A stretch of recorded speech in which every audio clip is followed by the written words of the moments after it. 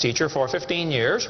Now for 12 years I've been an evangelist, and I travel around and speak on creation, evolution, and dinosaurs. And honor to be here in Coeur d'Alene, Idaho. My first time to preach in your city. How many have been to one of my seminars before or have seen one of the tapes before? Oh, quite a few, okay. How many have not? And how many do not understand the question so far? Okay, that's what I thought. Well, great. It's an honor to be here. I tell folks right up front before I get started too far, because I don't want anybody sneaking up on me, I believe the Bible is the infallible, inspired, inerrant Word of the living God. I believe it from cover to cover. I even believe the cover on mine. It says Kent Hovind. I believe that. And what I try to do in my seminars, I have 3 distinct goals. Number 1, I want to strengthen your faith in the Word of God. Number 2, if you're not saved, I'm going to try to get you saved. I'm after you. I'll tell you right now, I'm after you. Okay. Number 3, if you're saved and you're not doing much for the Lord, then I'm going to try to make you uncomfortable. Everybody ought to find something to do for the Lord, okay? The worst of you could serve as bad examples, if nothing else. But you all find something to do for the Lord. All right, this is not my wife. This is just a picture of her. We live in Pensacola, Florida. I've been there 12 years. We have 3 kids, 1 of each. My kids are, at this time, 21, 22, 23, a year and 2 weeks apart. We call that family planning where I come from. Got the 2 boys married off now, and as soon as I find someone to take over payments on my daughter, I'm going to be home free. So that's the plan. One of my hobbies for many years, I have been collecting science books. I like science. And you can ask any of my kids or ask my wife, when I get bored, which isn't too often around our place, I just read science books. I like science. Taught it for 15 years. Even though I'm not teaching it anymore, I still like to study. It's so many neat things to learn. And there's an awful lot of good science in these books. But folks, there are some lies in our science books. Now, I'm not against science. I'm not against schools. I'm not against teachers. My brother's in his 34th year teaching public school. My mom retired from teaching public school. There's an awful lot of good, godly teachers in the system. But there's some poison in these books. We're going to cover some of that tonight. Richard Dawkins, who hates creationists, said, "It is absolutely safe to say that if you meet someone who claims not to believe in evolution, that person is ignorant, stupid, or insane, or wicked." Well, Richard, we'll send you a copy of this tape, because I'm going to show you 100 reasons why evolution is so stupid. We need to define a few terms, okay? According to the dictionary, stupid means lacking normal intelligence, foolish, silly, a stupid idea, dull and boring. I think evolution is stupid. Now, my mama used to get mad at me when I used that word, so it's a little hard for me, but Bill said, "Brother Hovind, I want you to preach on 100 reasons why evolution is stupid." Okay, Bill, well, you asked for it, so here goes, all right? Let's define some other terms now. The word evolution has at least 6 different meanings, and I've done 58 debates now, and if you're going to get into a debate on evolution with anybody, you better first define what you're talking about, because this is a very slippery term, okay? First, we have cosmic evolution. That would be the Big Bang. There is no evidence whatsoever for that. We'll get into that in just a moment. Then we'd have to have chemical evolution. See, the Big Bang supposedly made hydrogen. Well, how did we get 92 elements, plus the synthetic ones? I mean, how did the chemicals evolve? They don't talk about that much, but that would have to happen. Thirdly, we'd have to have stellar and planetary evolution. Did you know the stars would have to evolve? There's an awful lot of stars out there, folks, but nobody's ever seen one form. There's enough stars out there that everybody on Earth can personally own 2 trillion of them. We've never seen one star forming. We see them blow up from time to time. It's called a nova or a supernova. We've never seen one form. One professor told me one time, he said, "Well, we calculated in the laboratory that if 20 stars explode near each other, it'll produce enough energy to make a brand new star." I said, "Well, that's brilliant. You got to lose 20 to gain 1. You ought to run for Congress. You could help those guys borrow their way out of debt." Man, first place, that's all theoretical. We've never seen it happen, okay? And I think it is scientifically impossible. See, then we'd have to have organic evolution. That would be the origin of life. How did life get started from non-living material? Now, according to the evolution theory, that would have to happen somewhere along the line, long ago and far away. Life had to come from non-living material. And yet, we've never seen that happen. There is no evidence that it can happen. We'll talk about that in a minute. Fifthly, we would have macroevolution. That is where an animal changes into a different kind of animal. Nobody's ever seen a dog produce a non-dog. But the evolutionist believes a dog came from a rock. if you go back far enough in time, 4.6 billion years. Finally, we have microevolution. Now, I don't like this word, okay, because it gets people confused. I think we ought to just call it a variation. But microevolution happens, folks. That is a fact of science. Animals produce a variety of offspring, but it's always the same kind. The first 5 definitions of evolution are stupid. It doesn't happen. It's certainly not part of science. It's something you have to believe in. They teach the kids it all started with a big bang 20 billion years ago. A big bang. I like to ask them some simple questions. What exploded? And where did it come from? And where did the energy come from? Et cetera, et cetera. According to the Big Bang Theory, it all started with a little tiny dot and exploded and spread out over all the universe much faster than the speed of light. Well, the Big Bang Theory, as we'll see in a minute, is stupid. I don't know of a better way to say it. I'm trying to be nice to them, but it is just stupid. The Big Bang idea started with a Belgian astronomer named George something, can't pronounce his last name. George said that this original matter was no more than a few light years in diameter. At the very least, that would be 2, or about 12 trillion miles. So they started off teaching a spot 12 trillion miles across was what exploded. Well, they revised that down. In 1965, they said, no, it was only 275 million miles across. Well, that's way down from 12 trillion. 1972, they said, no, it's only 71 million miles across. I don't know how they know this stuff, but this is what they taught, okay? 1974, they said it was only 54,000 miles across. 1983, they said it was the trillionth the diameter of a proton. Now they're saying it's nothing at all. Nothing exploded. And here we are. This is what the textbooks teach. 18 to 20 billion years ago, all the matter in the universe was concentrated into one very dense, very hot region that may have been much smaller than a period on this page. That's stupid. This one says, all of the matter and energy someday will once again be packed into a small area, no bigger than the period at the end of this sentence. Then another Big Bang will occur. It happens every 80 to 100 billion years. So you can forget about global warming. We're going to get squished. Now, this textbook author was brilliant. I could not believe how smart this guy was.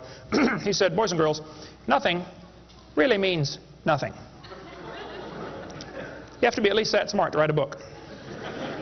He said not only matter and energy would disappear, but also space and time. However, physicists theorize that from this state of nothingness, the universe began in a gigantic explosion. What? Yes, boys and girls, you see, nothing exploded, and here we are. Now, who can argue with logic like that? Man, they even put this in major science journals like Scientific American. This fellow said, the observable universe, that would be us, could have evolved, there's that word again, you got to watch that one, okay, 6 meanings, from an infinitesimal region. In the Greek, that means a dot.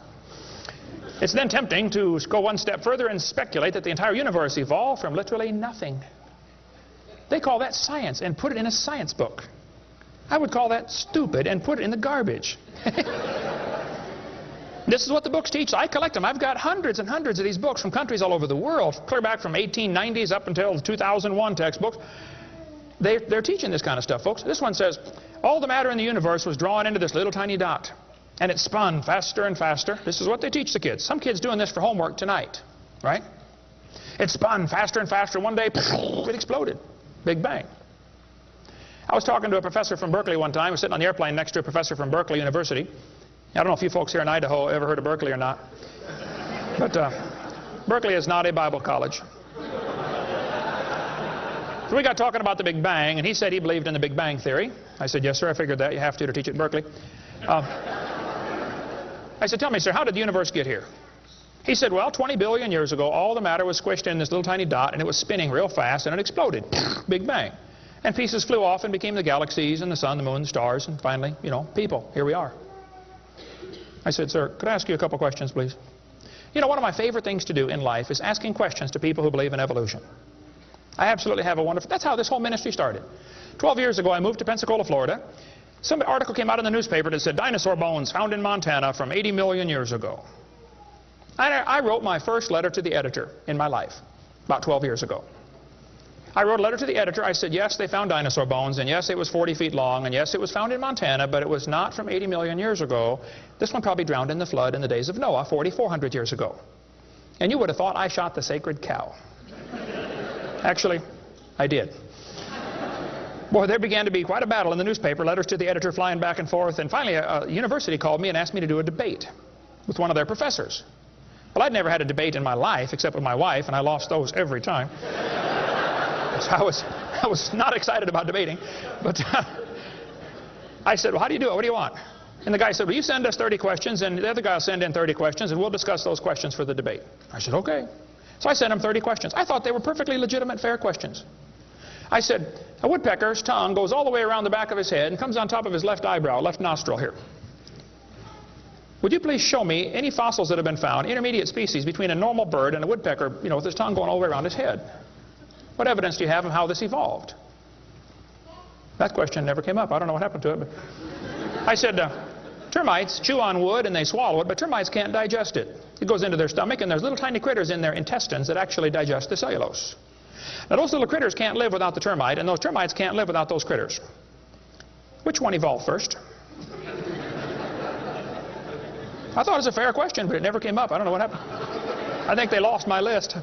But anyway, one of my favorite things to do is asking questions to people who believe in evolution. So I asked this professor if I could ask him some questions about the Big Bang. He said, sure, what would you like to know? I said, well, sir, you told me 20 billion years ago all the matter in the universe was squished in this little tiny dot. And it was spinning faster and faster and exploded. I said, where did all this matter come from? He said, well, we don't know that for sure.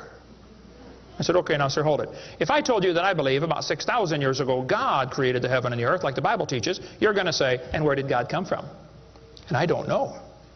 But you said 20 billion years ago there was a Big Bang, and you don't know where the dirt came from. So basically, I believe in the beginning God, and you believe in the beginning dirt. Don't tell me my theory is religious and yours is science. Oh, no, sir, they're both religious. The news media tries to make it look like it is religion versus science. I did a debate in El Paso, Texas here recently, and the news media wrote an article. They said, religious and scientific leaders debate evolution. What is the unspoken message in that title? What are they trying to imply? Can you catch that? They're trying to imply that evolution is part of science, aren't they? No, evolution is a religion. Actually, both creation and evolution are inherently religious. These two timelines is the same information right here. I'll be referring to that throughout the seminar here. I cover this thing all the time. The Bible teaches about 6,000 years ago God made everything. 4,400 years ago there was a big flood that destroyed everything. 2,000 years ago Jesus came. Here we are today waiting for the Lord to come back in about 5 minutes. This is the Bible view of history. On this chart, 1 inch is 150 years. That's a long time. The 20 billion year chart on the bottom is a very different scale. But see, both views, creation and evolution, are inherently religious. You have to believe in creation or believe in evolution. The difference between the two, though, is very simple. The evolution religion is tax supported. That's the difference. By the way, if I was to make that bottom chart the same scale as the top chart, the bottom chart actually needs to be 2,100 miles long. That's from Pensacola to Portland, Oregon. I don't want to carry a chart that big, so I made a new scale for the other one, okay? If they want to believe it happened long ago and far away, they're welcome to believe that, but that's not science. Evolution is a religious worldview, and I think it is stupid. So I asked the professor, where did the matter come from? He said, I don't know. I said, well, sir, would you please tell me where the laws came from? The universe is run by laws, gravity, centrifugal force, inertia. Who gave the laws? He said, we don't know that either. I said, sir, could you tell me where the energy came from? You know, it takes energy to make a big bang. Who bought the gas to run this machine anyway? He said, we don't know that either. I said, sir, could I ask you another question? He said, sure. What else would you like to know? Else? What do you mean else? You haven't told me nothing yet. I said, does Berkeley have a merry-go-round? How many of you know what a merry-go-round is? You go round and round, round till you puke, okay? He said, no, we don't have a merry-go-round at Berkeley. I said, you ought to get one. You could learn some good science on a merry-go-round. If you put some fourth graders on a merry-go-round, are there any fourth graders in here tonight? Who's in fourth grade? All right, I like fourth graders. I spent the best 5 years of my life in the fourth grade. That's before they diagnosed ADD. Put some fourth graders on the merry-go-round, I like using fourth graders because they're tough and they're expendable. And we're going to get the high school football team out there to get that thing spinning clockwise as fast as it will possibly go. Now, if you have a digital watch, you may not know what clockwise means. I'll explain it later. We're going to spin the merry-go-round clockwise. The kids are going to go through 4 phases. They start off in phase 1. They're screaming at the football players. Come on, let's go, faster, faster. Can't you go any faster? You get up around 30 miles an hour. The kids enter phase 2, where they stop screaming. They just quietly concentrate on trying to hang on for dear life. You get up around 60 miles an hour. The kids enter phase 3, where they start screaming again. But now they're screaming, stop, stop, please, slow down. Don't stop, though. Keep going faster and faster. When you get to about 100 miles an hour, you should enter phase 4. That's where the kids begin to fly off the merry-go-round. Now, when this happens, you will notice a very interesting phenomena of physics. If the merry-go-round is going clockwise, when the kid flies off, the kid will be spinning clockwise until he encounters resistance, like a tree or telephone pole. That's because of a law in physics known as the conservation of angular momentum. You see, if a spinning object breaks apart in a frictionless environment, the fragments will all spin the same direction. It's very simple. It's because the outside is moving faster than the inside. And so it keeps the same direction of spin. The professor said, yes, I understand about the conservation of angular momentum. I said, well, good. I'd like to ask you a question then, sir. If the whole universe began as a swirling dot, like you said, why do 2 planets spin backwards? He said, that's interesting. I said, no, that's more than interesting. It's kind of hard on your Big Bang Theory. Not only that, 6 of the moons are spinning backwards. Why? He said, I don't know. Why do you think they're going backwards? I was hoping he was going to ask that. I said, well, sir, I believe it's very simple. You see, I believe in the beginning God created the heaven and the earth, and God did it that way on purpose, just to make the Big Bang Theory look stupid.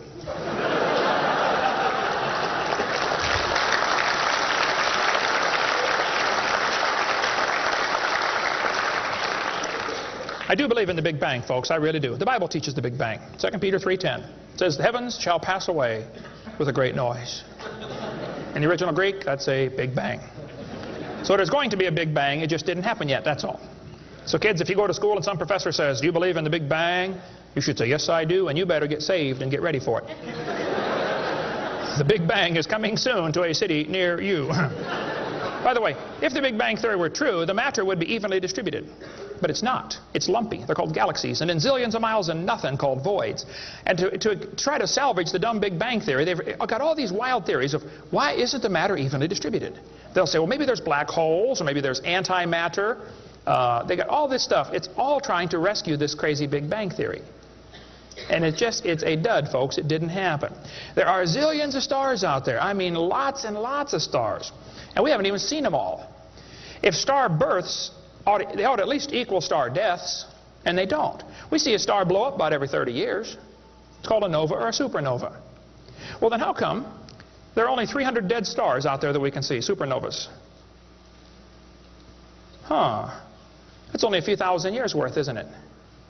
There ought to be trillions of them, if evolution were true. This fellow said, I have a little hesitation in saying that a sickly pall now hangs over the Big Bang Theory. Yep. I think it is stupid. Now, if you want to believe it, that's fine. I don't care what anybody believes. That doesn't bother me. But see, the problem is they want to use my tax dollars to teach that to your kids in our schools. And that's where the problem comes in. Okay? If you want to believe in the Big Bang, just enjoy yourself. But keep your religion at home. Okay? Because it is a religion. Then they tell the kids the earth formed from a hot molten mass 4.6 billion years ago. This is part of the theory, and it's in all the textbooks. 4.6 billion years ago, earth cooled down, formed a rocky crust. I think that is stupid, and I'll show you why. Was the earth ever really a hot molten mass 4.6 billion years ago, and it cooled down? This textbook says, as earth formed, the surface was like the moon. There were hot pools of bubbling lava. I don't think so. My Bible says the Spirit of God moved upon the face of the waters. So the earth was not created a hot molten mass. It was created under water, which means it has to be less than 212 degrees Fahrenheit or 100 degrees centigrade, or it wouldn't be water, it'd be steam. So the earth was never a hot molten mass according to Scripture. Then when you look in the granite rocks, you find little tiny halos made of polonium. Now these polonium halos are absolutely amazing. Robert Gentry, a friend of mine from Knoxville, Tennessee area, he has been studying radiopolonium halos for a long time. I met him back in the year 2000 and went down to his laboratory, and I got to see some of the halos through the microscope. These little polonium halos are interesting because they have a half-life of less than a few minutes. If the rock was hot, when the polonium, radioactive polonium, decayed and sent out the little particles and made the halo, it would melt away. Like at 4th of July, they shoot fireworks up. Makes a circle. Does the circle stay there? No, it all falls down, right? There are probably none up there now from the last 4th of July, are there? You'd have to freeze the whole atmosphere to keep that sphere in place. This polonium would have to be decaying in a rock that is already solid. So the Earth was never a hot, molten mass. Get Robert Gentry's book if you want a lot more on that. But all over, the granites all over the world contain these polonium halos. So it is stupid to say the Earth was a hot, molten mass. We have scientific evidence it was not. Here they tell the kids, though, the Earth was hot with large pools of bubbling lava, and that is just stupid. It can't possibly be true. Then they tell them life got started about 3 billion years ago. See, according to the theory, 20 billion years ago there was a big bang. 4.6 billion years ago the Earth cooled down, formed a hard rocky crust, and it rained on the rocks for millions of years and turned them into soup. And the soup came alive about 3 billion years ago. This is what the books teach. This fellow says, both the origin of life and the origin of major groups of animals remains unknown. How did life get started anyway? Well, this textbook tells the kids, oceans formed as it rained on the rocks for millions of years. Yes, boys and girls, millions of years of torrential rains created great oceans. And swirling in the waters of the oceans is a bubbling broth of complex chemicals. Progress from a complex chemical soup to a living organism is very slow. Well, I guess it is. It's totally stopped. Doesn't even happen. That's how slow it is. This one says the first self-replicating systems must have emerged in this organic soup. Was your great-great-great-great-great-great-great-great-great-great-great-grandpa soup? I think that's stupid, okay? Now, if they want to believe it, that's fine. I don't care what they believe, but don't call it science. What happened back in the 1950s, a guy named Miller and Urey wanted to know how the Earth and solar system had come to be. So they tell the kids he took a mixture of Earth's primitive atmosphere. We'll talk about that in a minute. He never proved how life originated, but he did add evidence to the theory that life could have started by itself. Oh, is that true? Now, did he really do that? Well, let's just study the facts here. This textbook tells the kids many important events occurred during the Archean era, the most important of which was the evolution of life. Progress from complex molecules to even simplest living organism was a very long process. Long ago and far away. Fairy tale kids coming up. First living cells emerged 4 billion to 3.8 billion years ago. I like that word, emerged. They use it all the time. Like that explains how it happened, you know. It just emerged. There is no record of the event, they tell the kids. Look, kid, we know what happened and you're going to be tested on this, but there's no proof. Oh, okay. It's not science. First living self-replicating systems must have emerged in this soup. I don't think so. Here's what students are taught in school. This picture of the different glass tubes and flasks and pipes going around, they tell them this is how they made life in the laboratory. He said he studied the chemical reactions of gases that existed in Earth's primitive atmosphere. Ooh, now this is important, okay?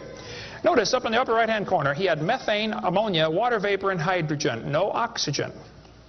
He circulated these gases through these tubes through a spark, supposed to represent lightning. And sure enough, it produced a red goo at the bottom of the flask and had some amino acids in it.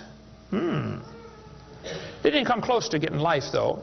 Miller excluded oxygen in a reducing atmosphere because life could not evolve with oxygen. Anything that got together would oxidize. Cut a banana open, lay it on the table, it'll turn brown, it'll oxidize. Okay, so will an apple, so will anything alive. It'll oxidize. So that's why he didn't have any oxygen in the experiment. One of his gases was ammonia. Well, this creates a real serious problem because ammonia is destroyed by UV light. And UV light must be blocked by ozone, which is made from oxygen. I got a problem here. This textbook says several billion years ago, Earth's atmosphere had no free oxygen. Well, that's just simply not true. Ozone is made from oxygen and it blocks UV light, and ammonia, one of the gases needed for the experiment, is destroyed by UV light. So life cannot evolve without oxygen. But also life cannot evolve with oxygen. Well, I got a solution for that one. It didn't evolve. And by the way, the Earth has always had oxygen, even more than it does today, okay? Air bubbles are often found trapped in amber, like the movie Jurassic Park, you know, where they drilled in and got the mosquito blood. These air bubbles, though, have 50% more oxygen than we do right now. We cover more on that on my video series, videotape number 2, about what the pre-flood world was like and why they lived to be 900 on the blue series of tapes out there on the table. But this textbook says the mixture at the bottom of the flask was rich in amino acids. Oh, come on. That is stupid. It was not rich in amino acids. Let's tell the kids what they really found, okay? He filtered out the product. As this gas went through the tubes, he sparked it, produced this goo at the bottom, and he drew the goo off because if it went through again, it would be destroyed by the spark. Now, in real life, you're not going to get a section of the ocean protected. They say this just happened by chance in the ocean. You can't filter out the product then. Secondly, what he made was 85% tar, 13% carboxylic acid, 2% amino acids. So 98% of his mixture was poisonous to life. I would not call that a success. And there are 20 different amino acids, sort of like 26 letters in the alphabet. There are 20 amino acids. Those amino acids go together to make proteins, like letters go together to make sentences. Mostly he made just 2 of these amino acids. And they bond with the tar and the acid very quickly, more readily than with each other. It was a failure as an experiment. Amino acids are like letters of the alphabet, sort of like building blocks. You have to have a bunch of amino acids to make a protein. Then you have to have a bunch of proteins to make a cell. And you got to have a bunch of cells to make an organism. And one cell is more complex than a space shuttle. And all he got was a couple of the amino acids. That's like me dropping toothpicks, and I happen to make a few letters of the alphabet. That's possible, isn't it? Toothpicks could fall in the shape of a T, or an H, or an I, or an E. That's possible. But if I'm able to drop toothpicks and produce a few letters of the alphabet, should I therefore conclude that nobody wrote Webster's dictionary? The difference between making a letter with toothpicks and making Webster's dictionary is about like making an amino acid and making a living cell. He didn't come close to making life. He made the equivalent of a few letters, and he actually needed to make huge books. And half of his letters were backwards, left-handed. This creates a real problem since the simplest proteins, the smallest proteins, have 70 to 100 amino acids, all of them left-handed. This really compounds his problem. RNA and DNA are all right-handed molecules. And they are unbelievably complex. And hundreds of these amino acids must combine to make a protein. And this has to be in a precise order. And they unbond in water much faster than they bond. And last time I checked, the oceans are completely full of water. So Brownian motion is going to drive them away from each other, not together. It just isn't going to work. He did not make life in the laboratory. But they tell the kids, he showed how life could have started by itself. Oh, that is just a stupid, okay? That's a lie. He did not show anything of the kind. And every experiment since then has made the problem worse. They're finding more and more things that just couldn't happen. Don't call that science. But they tell the kids, you know, 3 billion years ago, life appeared on Earth. Asked me to speak at this college in Boston one time. This preacher called all the colleges and universities around Boston and said, would you like to have Kent Hovind come speak at your college? Finally, one professor said, yes, he can come speak at our school if our professors can ask him any questions they want, because we want to show our students how dumb these creationists really are. So the preacher called me and said, Brother Hovind, would you like to speak at this college and let them make fun of you for a couple hours? I said I would be honored. So I showed up. There were 6 professors and all their students. You know, I felt like Daniel in the lion's den. I got my charts out and I said, now folks, I believe the Bible. Nobody cheered. I said, I believe about 6,000 years ago God made everything. The world's not millions of years old. 4.6 billion years ago, there was a big flood. I'm sorry, 4,400 years ago, there was a big flood. Not 4.6. And 2,000 years ago, Jesus came, and I gave them the basic Bible story, okay? Then I told them what they believe. Because most of them don't know what they believe. You have to tell them. You guys believe 20 billion years ago there was a big bang where nothing exploded and produced everything. 4.6 billion years ago the earth cooled down, made a hard rocky crust. It rained on the rocks for millions of years, turned them into soup, and the soup came alive 3 billion years ago. And this early life form found somebody to marry. Boy, now that's a good trick. And something to eat, of course, and slowly evolved into everything we see today. One professor was getting kind of upset about this time. I seem to do that to them. He said, Mr. Hovind, there are hundreds of varieties of dogs in the world. I said, yes, sir, you're right about that. He said, "You mean to tell me that you believe all these dogs came from 2 dogs off of Noah's Ark? You expect me to believe that?" Ha, ha, ha. I said, "Sir, would you look at what you're teaching your students? You're teaching your students that all the dogs in the world came from a rock."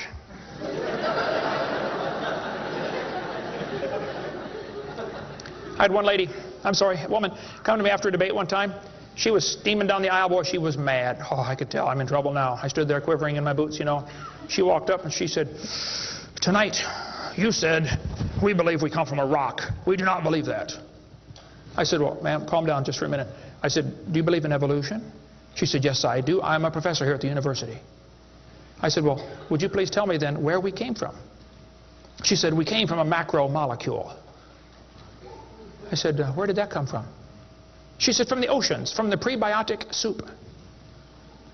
I said, "Where did that come from?" She said, "Well, it rained on the rocks for millions of years." And you could see it was slowly dawning on her. I do believe I come from a rock, don't I? "Yes, ma'am, you do. You ought to be proud of it. Hey, don't step on Grandpa, whatever you do." Look, that's stupid, okay? There's no kind way to say it. There's a great book dealing with some of the flaws in the Miller experiment. If you want more on that for your kids to study out there on the table, get the book Icons of Evolution. Then they tell the kids that these plants and animals, not only did life evolve from non-living material, then this life had to learn to reproduce itself. Why would any organism want to reproduce more of its own kind when that's only going to increase competition for the food supply? Why didn't they instead evolve the ability to live forever and be happy? Huh? You ever think about that? I was in a debate one time, and we had question and answer time at the end. The student stood up and he said to the evolutionist, he said, "Sir, how did male and female evolve?" The professor got up and he said, "Well, that is a giant mother may I step in the evolution story." A mother may I step? This is science. Wow. Well. So according to them, you know, for the next few billion years or hundreds of millions of years, you know, life learned to produce something other than its own kind. Of course, today everything only produces its own kind, but they say long ago and far away, they were able to do something different. Textbooks will say we started like a bacteria and slowly evolved to a human. I think that's stupid. But if you want to believe that, that's perfectly fine. Those trees of life that they put in the textbooks for your kids are a bunch of nonsense. And even evolutionists will admit that. Stephen Jay Gould, the Marxist professor at Harvard University, he says that evolutionary trees that adorn our textbooks are not the evidence of fossils. It's only inference. We infer, we imply, we hope it happened this way. This textbook says, all the many forms of life on Earth today are descended from a common ancestor. What? You mean the birds and the bananas have a common ancestor? Isn't that what he says? Found in a population of primitive unicellular organisms. Well, in the first place, there's no such thing as a primitive unicellular organism, okay? One single cell is more complex than a space shuttle. There's no such thing as a primitive single-celled organism. We talk about that on video number 4 of our series. But he says, all the forms of life are descended from a common ancestor found in a population of primitive unicellular organisms. What were those first cells like? How do we know? What events led up to their formation? No traces of those events remain. Did you catch that? Hey kid, we know what happened, but there's no proof. Primitive, huh? This one says the humans, mammals, birds, crocodiles all had a common ancestor. Well, anything inside that circle is religious speculation. It is stupid. Reptiles produce reptiles, dogs produce dogs, people produce people, and there's never been an exception to that. Darwin said, though, if my theory be true, here's his book right here. You can look on page 211. He said, if my theory be true, numberless intermediate varieties must assuredly have existed. Boy, you're right about that, Charlie. I mean, to change from a rock to a dog would take a few changes. David Ropp, who believes in evolution very strongly, says, in the years after Darwin, his advocates hoped to find predictable progressions. In general, these have not been found, yet the optimism has died hard, and some pure fantasy has crept into textbooks. Oh, you're kidding. Fantasy in our textbooks? Oh, yep. They tell the kids they have evidence of evolution from fossils. I don't think so. That is stupid, okay? If you find a fossil in the dirt, all you know is it died. You don't know that it had any kids, do you? And you sure don't know that it had different kids. I mean, think about it. You're in a court of law. You bring in a bone to the judge. Judge, I found this bone in the dirt. This is the ancestor of all the humans today. They would laugh at you. You don't know that that's the ancestor of anybody, do you? And why on earth would you think a bone in the dirt can do something animals today cannot do? Animals today can only produce the same kind, right? Dogs produce dogs, folks. Luther Sunderland asked all the major evolutionists, he said, where is the evidence for evolution? They all said, well, somebody else has it. We don't have it over here. So he wrote a letter to Colin Patterson. He's the director of the British Museum of Natural History. They've got the largest fossil collection in the world. He said, Mr. Patterson, I read your book on evolution. I noticed you didn't show us the missing links.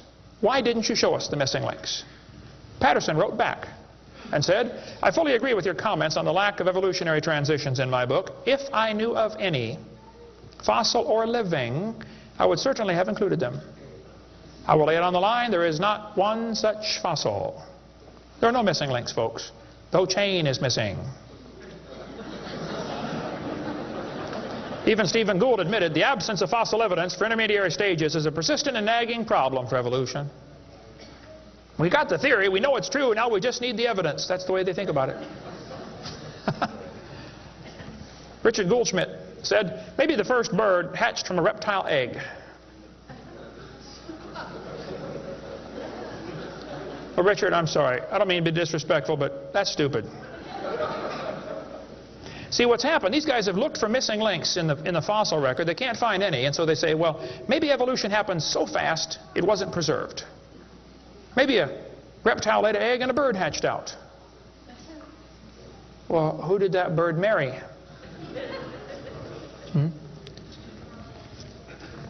There's only about a zillion differences between a reptile and a bird. We'll get into that later sometime if we get time. But if they want to believe that, that's perfectly fine. Here's what happened. Charlie Darwin graduated from Bible college to be a preacher in the Anglican Church in 1830. He couldn't get a job, so his dad pulled a few strings and got him a job on board HMS Beagle. He's going to sail around the world and collect bugs. And while he's sailing around, he stopped off at these islands right there called the Galapagos Islands. There on those islands, Charlie noticed there were 14 different varieties of finches. Charlie studied the birds very carefully and said, you know what, I think all these birds had a common ancestor. I bet you're right, Charlie. It was a bird. And then Charlie said in his book on page 170, he said, it is a truly wonderful fact that all animals and all plants throughout all time and space should be related to each other. Now, hold on a minute. You see 14 kinds of birds, and you conclude that birds and bananas are related. That's stupid. You should conclude that those 14 kinds of birds had a common ancestor, but that's as far as it ever goes, folks, okay? I don't know of a kind way to say it, Charlie, but that's stupid. Okay, we don't ever see a bird produce a non-bird. See, dogs produce dogs, and you might get quite a variety of dogs. Roses produce roses. That is called microevolution. Now, that is a fact, folks. It happens. It is observable. It is scientific. I don't think we ought to use that word, microevolution. We should just call it a variation. But they use it, so, just so I qualify that, it's a lousy term. It gives what's called a free rider effect to the rest of the 5 religious ideas of evolution. You might get a big dog or a little dog, but you're always going to get a dog when you crossbreed your dogs. And I would go so far as to say probably the dog, the wolf, and the coyote had a common ancestor. This Irish textbook shows different dogs, and it calls it divergent evolution. Oh, come on. Giving it a fancy name doesn't change a thing. It is still a dog. And a 3-year-old can tell you. Anybody in here 5 years old? Who's 5 years old? 5 years old. What's your name? Misty. Here we have a dog, a wolf, a coyote, and a banana. Which one is not like the others? Dog, wolf, coyote, and banana. Banana. All right, let's give Misty a hand. Very good. The other ones. Some of these college professors can't tell. Look, there's a variety of dogs, folks, and they probably had a common ancestor. It was a dog. Okay? It's just a dog. See, variations happen within the dog kind. You get a big dog or a little dog, but there are limits to these variations. Haven't the farmers been trying to breed for bigger pigs for a long time? They try to get the biggest pig they can, don't they? Do you think they'll ever get a pig as big as Texas? I bet there's a limit in there somewhere, isn't there? Roaches become resistant to pesticides after a while. Do you think they'll ever become resistant to a sledgehammer? I bet there's a limit. Yeah, okay. They still produce the same kind of plant or animal. That's not evolution. That's just a variation of the same kind, okay? And the information for that variety was already present in the gene pool. No new information is ever added. The dogs or the pigs don't learn to fly or become pink. Okay, there's no new information added, just scrambled information. And the gene pool of the new variety is now more limited than before. Somebody spent years crossbreeding dogs to develop a Chihuahua. All that work to make a dog that is 100% useless.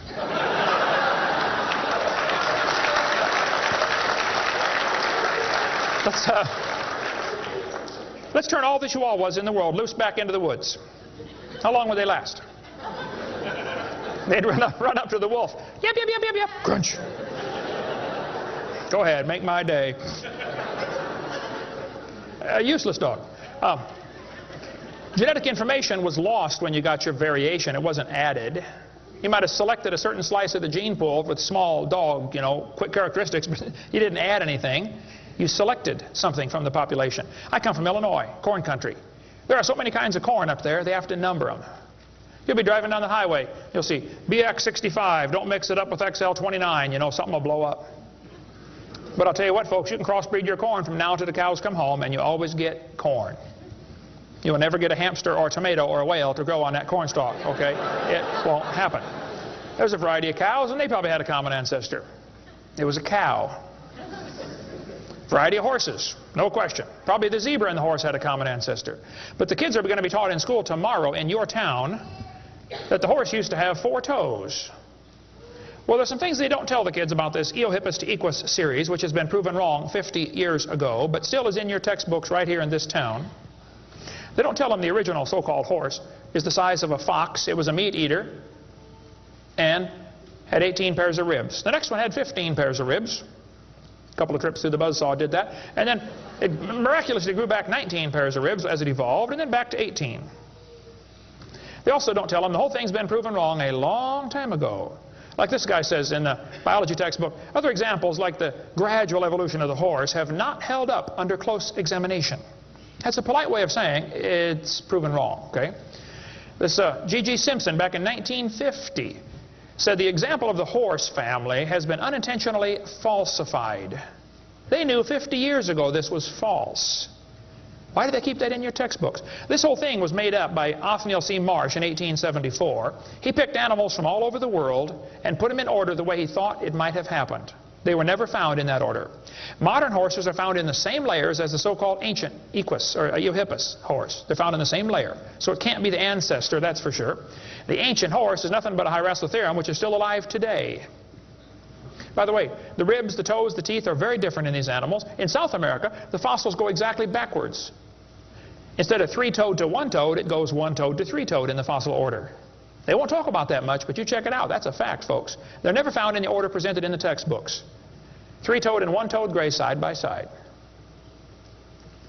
Plenty of information about on the internet about that. Tulsa Zoo finally took out their display because so many folks complain, why do you have this horse evolution display in the zoo?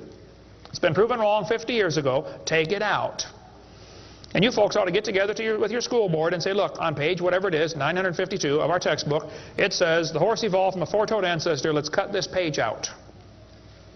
If you had a page in your textbook teaching the kids the earth was flat, would it be okay to demand that that page be removed?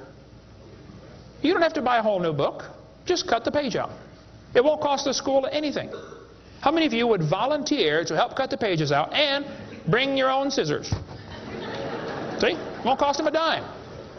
And you send me your book and I'll show you which pages need to be taken out. I've read hundreds of them. I can find them like that. Free of charge. I'll donate my time. Peabody Museum still has the horse evolution on display. As I stood, I've been there many times. It makes my blood boil every time I walk in that place. I'm standing there looking at this lie proven wrong 50 years ago while hundreds of kids come through in school groups. The kids are never told, well, this has been proven wrong, boys and girls. They asked the folks at the Tulsa Zoo before they took the display down, they said, why don't you take this display down? The zoo director said, we don't have the funding to remove it. I've got all the letters back and forth on that. Man, Folks, there's quite a variety of horses today, okay? There's big horses and little horses. I was in Baton Rouge, Louisiana a few months ago. Got to see where they raise the 30-inch tall horses. I mean, my dog's bigger than that. What do you do with a 30-inch horse? Look at it, I guess is about it. And they sell them for $10,000. Sucker born every minute, I guess. But one lady wrote me a letter and said, Mr. Hovind, we crossbreed zebras, ponies, horses, and mules. Not mules, the jackass, and we raise zonkies, zorses, zeonies. They cross every which way. Well, that's probably because they're the original same kind. No problem there. You want to see all the fatal flaws in the horse evolution story, get the book out there, Icons of Evolution. So then they're going to tell the kids, well, we have evidence for this theory. We think that one animal changed to another, and we can show evidence because many animals have similar forelimb structure. This is called the argument from homology. Well, what do they tell the kids? They'll say, boys and girls, you have two bones in your wrist, radius and ulna. And boys and girls, look at the whale's flipper carefully. Did you know the whale has two bones in his flipper, and they're called the radius and the ulna? Same as ours. Wow. Who named them, teacher? The whale? Think about it. But this is one of the evidences for evolution. They're going to say, boys and girls, comparative anatomy provides further evidence of evolution. The commonalities suggest that these and other vertebrate animals are all related. They probably evolved from a common ancestor. Well, duh. That's stupid, okay? Maybe they all had the same designer. Doesn't prove a common ancestor. By the way, the bones develop from different genes in these different organisms. They are not homologous organisms like they want you to believe. Similar design might prove the same engineer made the design. A lot of bridges in the world are kind of similar to each other. You can go compare, different suspension bridges around the world, Golden Gate Bridge and other bridges, and there's a lot of similarities. That doesn't prove one is the father of the other, or that a tornado put them up. No, it's a design that works good, okay? I discovered that the Pontiac lug nuts from a Pontiac will fit on a Chevy. They will. That proves they both evolved from a Honda 14 million years ago. No, the same engineers are designing these cars. Then they tell the kids about the geologic column. How many have ever heard that the different layers of the earth are different ages? They show the kids Grand Canyon. Yes, boys and girls, this one says, over millions of years, the Colorado River has carved the Grand Canyon from solid rock. I'm sorry, but that is stupid, okay? I'll explain why. Kids, you need to learn this. This is a very simple thing to learn, and you'll go through life much further than many of these professors go. Make yourself 3 columns. Facts are in the middle. It's a fact Grand Canyon exists. The evolutionist has an interpretation of that fact, and the creationist has an interpretation of the fact. Now, it's not part of the fact, it's an interpretation of the fact. The evolutionist says the canyon formed slowly by a little bit of water and lots of time. The creationist says, oh no, we think it formed quickly by lots of water and a little bit of time. It's a fact the earth has sedimentary layers. That's not a question. How did they get there? Well, the evolutionist says these layers formed slowly over millions of years. The creationist says, no, these layers are all from the flood in the days of Noah. Now, it seems like the professors are always trying to erase the line between their interpretation and the fact and make their interpretation part of the fact column, and it's not. And I think I can demonstrate Grand Canyon was not formed by the Colorado River. I was in a debate recently, and this professor said, Dr. Hovind, you're so stupid. Obviously, it took millions of years to form the Grand Canyon. I said, well, sir, I've seen Grand Canyon many times. I taught earth science for 15 years. I've studied it intensively. Just flew over it last week, as a matter of fact, twice. Got a perfect view of it going out to California and back, flying from wherever I was, Florida. That's where I live. This textbook says, the Colorado River has cut through layer upon layer of rock over millions of years. Well, if you built a dam across Grand Canyon, it would take a lot of dirt or concrete, but if you could, okay, it'd be a huge dam. A giant lake would back up behind that dam, covering several states. That purple area is all drained right through the Grand Canyon drainage basin. This snow line tells a very interesting story. In between these 2 red lines is snow. This is a picture from a satellite showing about 150 or 200 miles of the canyon area. Real wide shot. The river enters the canyon at the far right. The river is 2,800 feet above sea level. As it goes down through the canyon, the ground is rising up. It's called the Kaibab uplift, okay? The uplift is 7,000 or 8,000 feet above sea level. Interesting. The river flows downhill. All rivers flow downhill. So as the river enters the canyon and flows downhill from there, when it gets to the 1,800-foot elevation mark, the top of the canyon is 7,000 or 8,000 feet above sea level, so it's over a 1-mile drop. Very impressive. Hole in the ground. But some points to ponder. I said to the professor, I said, "Sir, did you know the top is higher than the bottom?" He said, "Yeah." I said, "Did you know the river only runs through the bottom?" He said, "Yeah." I said, "Sir, the top is higher than where the river enters the canyon by 4,000 feet. Rivers don't flow uphill. There's no delta. Where's all the mud that washed out? There's no way that river made that canyon. Grand Canyon is a breached dam, a spillway that washed out. There was a lake probably for some length of time after the flood, and it got too full, and all that water went roaring through there. Probably carved that canyon out in a couple of weeks. Not millions of years. Absolutely impossible for that river to have made that canyon. We cover lots more on that on videotape number 6 of our series.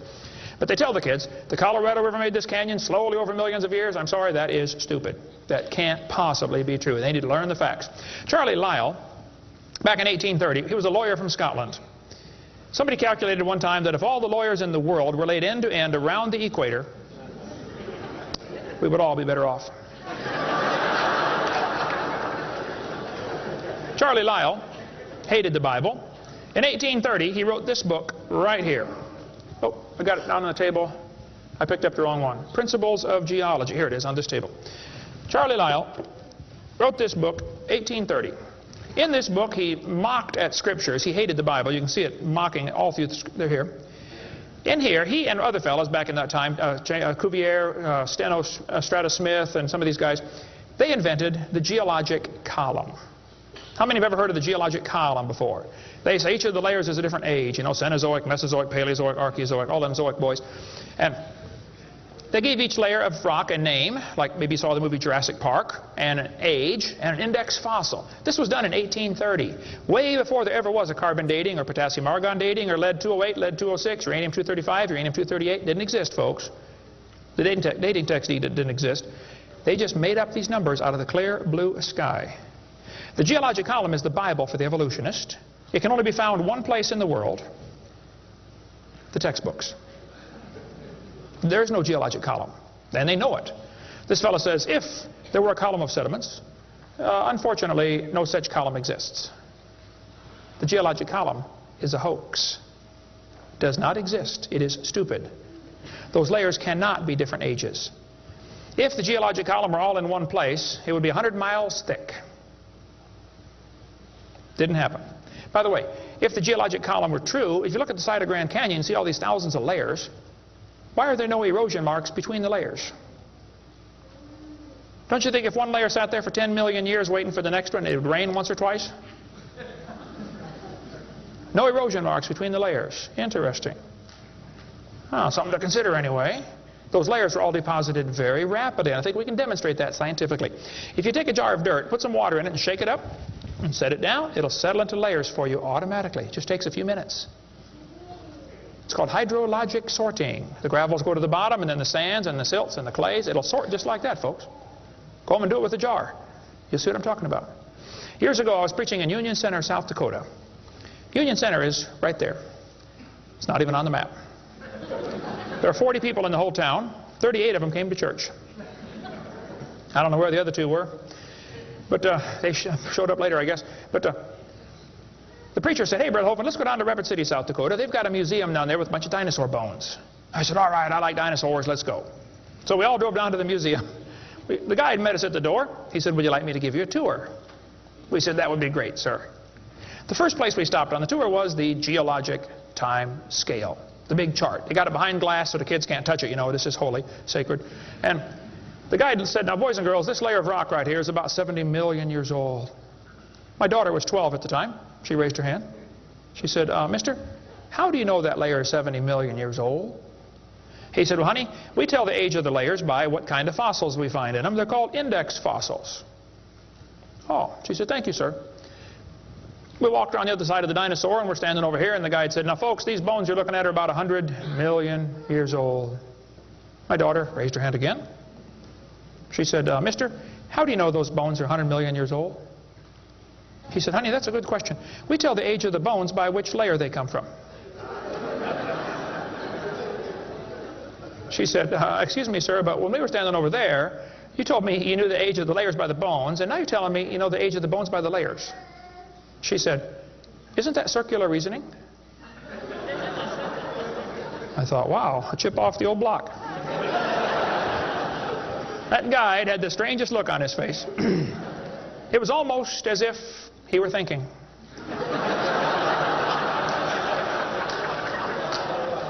He looked at my daughter. He looked at me. I wasn't about to help him. I thought, wow, this is going to be good. I got to hear this. He looked back at my daughter. He said, you know, you're right. That is circular reasoning. I never thought of that before. Folks, geologic column is a joke. It doesn't exist. It's all based on circular reasoning. We can demonstrate that clearly. Get our video number 4 if you want more information on how it's all based on circular reasoning. I'll just give you a couple of quotes here. This guy says, the rocks do date the fossils, but the fossils date the rocks more accurately.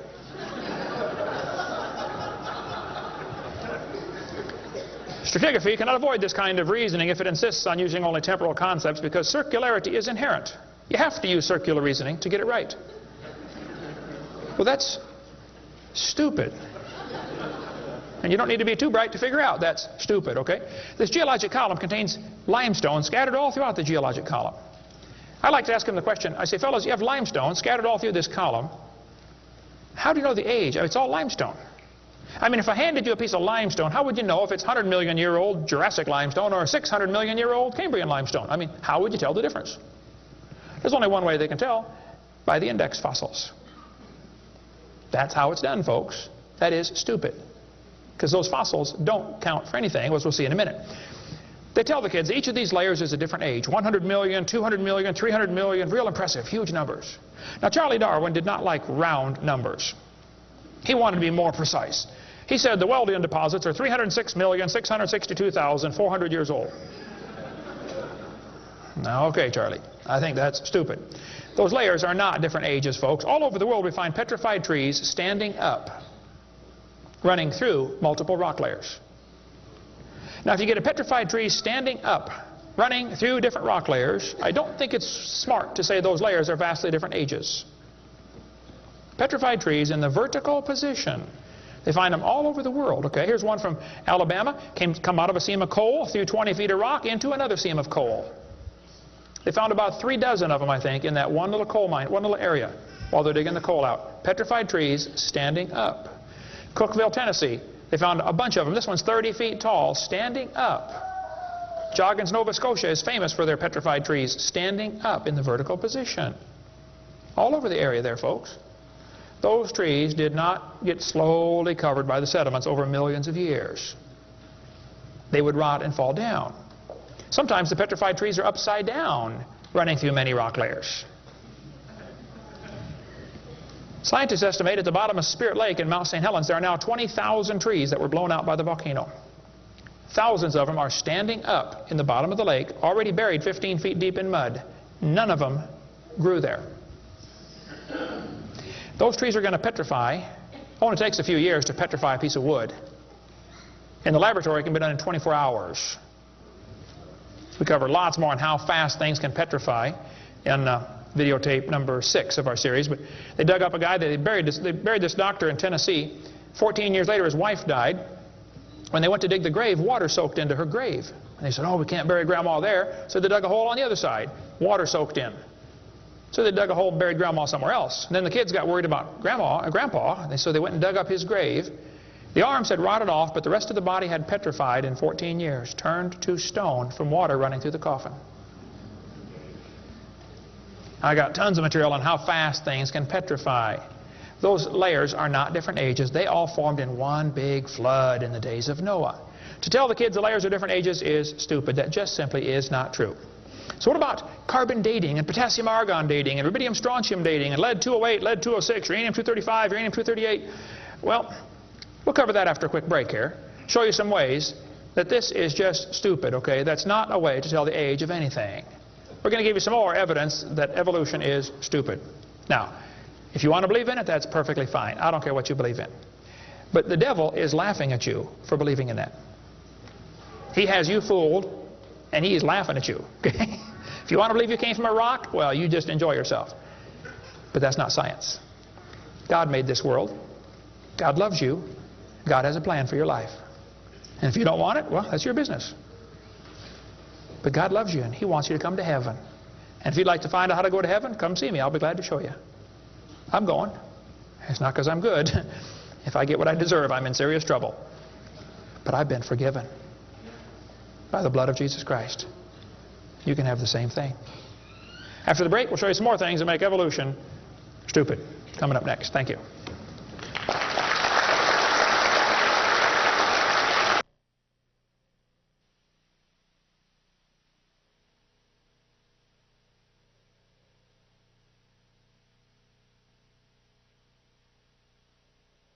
In the early 1950s, actually the late 1940s, they invented carbon dating. We're going to explain a little bit about radiometric dating and how it's supposed to work, and then show you that it does not work, okay? The Earth's atmosphere is about 100 miles thick, and we're also protected by a magnetic field. Radiation from the sun and from the stars, mostly from the sun, goes right through that magnetic field, some of it does, and hits the atmosphere and produces carbon-14. Carbon-14 is radioactive. Normally, carbon is atomic number 6, which gives it atomic weight of 12. But this nitrogen, which is right next door to carbon, gets struck by radiation and it turns it into carbon-14. Now, carbon-14 is unstable. It is radioactive. It's always breaking apart. And you can hear it like with a Geiger counter, you know, click, click, click, click, just like uranium, because it's decaying. They've discovered it decays at a fairly consistent rate. About half of it will decay every 5,730 years. Which means if I gave you a pile of carbon-14, 5,730 years later, half of it would turn back to nitrogen. The rest would still be carbon-14. Theoretically, it's a random event, but it could, that's probably how long it would take. During photosynthesis, plants are breathing in carbon dioxide, and this radioactive carbon is mixed in with the regular carbon. The plant doesn't seem to know or care if it's getting radioactive carbon or regular carbon. It just takes it right in. Animals eat the plants and make it part of their body. Probably during your lifetime, you have either eaten plants or you've eaten animals that have eaten plants. How many have done that before? Okay. So, you probably have radioactive carbon-14 in you. Now, theoretically, what you have in you should match whatever's in the atmosphere, about the same percentage. Because the plants are always breathing this stuff in, and the animals are always eating the plants, and we're always eating the plants and the animals, so it should pretty much stay in balance. It is assumed the ratio of radioactive carbon-14 to normal C12 in the atmosphere would be the same found in living plants and animals. That is an assumption, but it's a reasonable assumption. The atmosphere today is 0.0000765%. Not much. That's how much carbon-14 it has in it. When the plant or animal dies, it stops eating or breathing. How many knew that already? Okay. So whatever it had in it begins to decay. Since half of it will leave in 5,730 years, all you got to do is check to see how much C14 is in it, how much C14 is in the atmosphere, and if it's only got half as much, it's been dead for 5,730 years. Sounds great, but it doesn't work. In theory, it never goes to 0, but it goes from a half to a fourth to an eighth to a 16th to a 32nd to not much, okay? After 4 or 5 half-lives, you can't measure it. So if anybody ever tells you, we know the Earth is millions of years old because of carbon dating, you can rest assured they don't have a clue what they're talking about. Because if it worked, it would only work for 30 or 40 or 50,000 years maximum. They compare the amount of C14 in the object being dated with the amount currently in the atmosphere and estimate how long the object has been dead. It sounds good, but there are some assumptions that mess everything up. Okay? Assumption number 1, has the amount of C14 in the atmosphere always been the same? Has it reached equilibrium?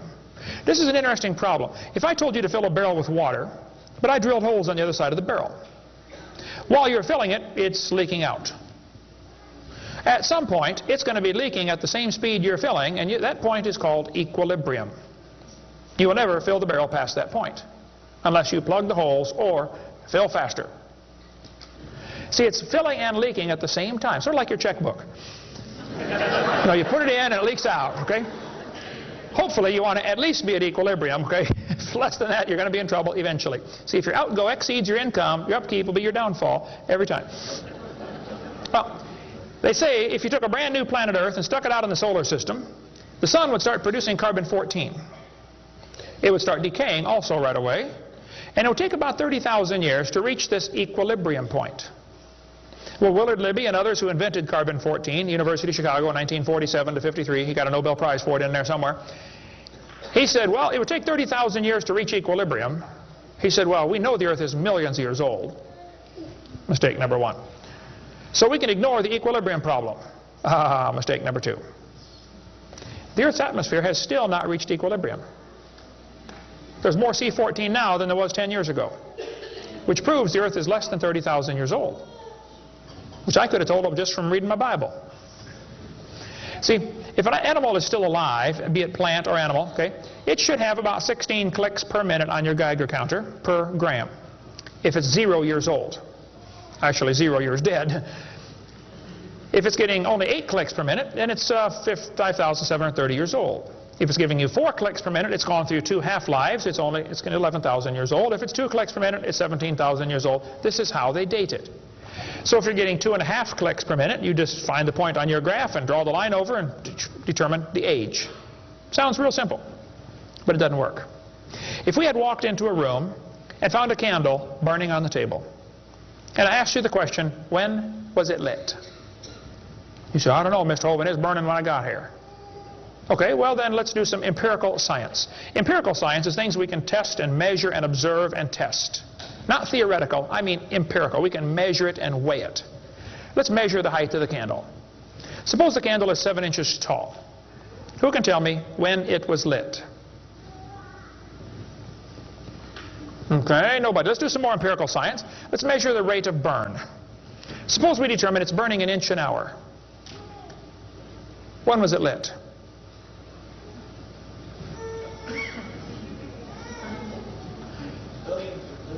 Billions of years ago.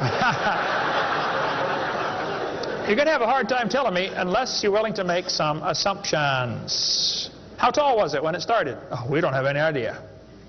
Has it always burned at the same rate? Oh, we don't know that either, do we? You find a fossil in the dirt, you can measure how much C14 is in it. Very accurately, by the way. And you can measure how fast it's decaying. That's just like measuring the height of your candle and how fast it's burning. Now, when did that animal die? You don't have a clue. Unless you're willing to assume that the C14 when it was alive is the same as we have today, and assume the rate of decay has always been the same down through history. You can't prove either of those. Living mollusk shells were carbon dated at 2,300 years old. Hello, they're still alive. Freshly killed seal carbon dated 1,300 years old. Shells from living snails carbon dated 27,000 years old. That's stupid. He's still alive, okay? I know snails are slow, but 27,000 years, he'd be dead, okay? One part of a mammoth is 29,000 years old, another part's 44,000. One part of Dima was 40,000 years old, another part was 26,000, and the wood next to it is 9,000. The lower leg of a mammoth is 15,000 years old, the skin is 21,000. 2 mammoths found side by side in Alaska, one is 16,000, one's 22,000. Which number's right? Living penguins carbon dated 8,000 years old.